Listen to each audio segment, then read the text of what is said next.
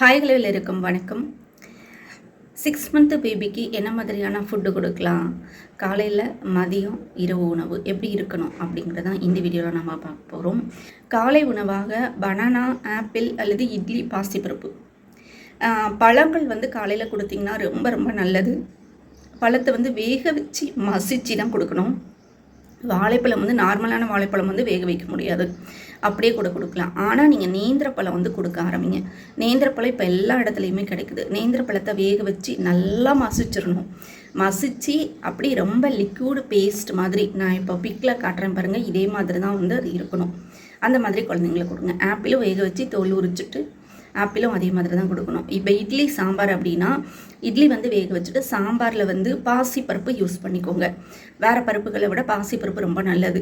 பாசிப்பருப்பு அதோட ஒரு பூண்டு போட்டுட்டு கொஞ்சோண்டு தக்காளி போட்டு காரத்துக்கு கொஞ்சமாக மிளகுத்தூள் மட்டும் போட்டு நல்லா பிளெண்ட் பண்ணிடுங்க. மிக்சியில் போட்டு கூட நீங்கள் அரைச்சிருங்க. இட்லியோட கொஞ்சம் பிச்சு நல்லா மசிச்சு கொடுங்க. இல்லை இட்லியும் பாசிப்பருப்பும் ஒன்றா போட்டு நல்லா பிளெண்ட் பண்ணி அதை காலை உணவாக கொடுக்கலாம்.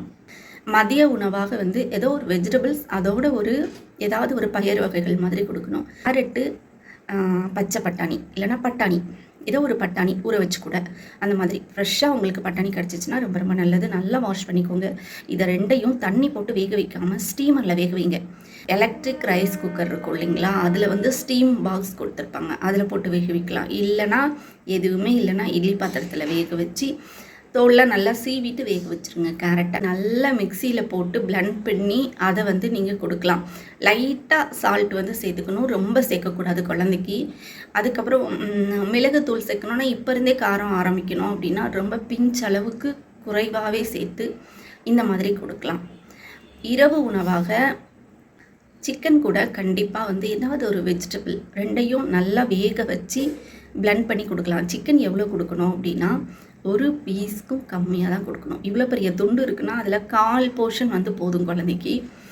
அது கூட ஏதாவது ஒரு வெஜிடபிள் வேக வச்சு, இல்லை பீன்ஸு, கேரட்டு, உருளைக்கிழங்கு, நூக்கல், முள்ளங்கி, இந்த மாதிரி குட்டி குட்டி பீஸாக அந்த சிக்கன் அளவுக்கே கட் பண்ணி அதவும் ஒரு பாத்திரத்தில் இல்லைனா இட்லி பாத்திரத்தில் வேக வச்சு உப்பு லைட்டாக மிளகுத்தூள் போட்டு நல்லா பிளெண்ட் பண்ணி அதை கொடுக்கலாம்.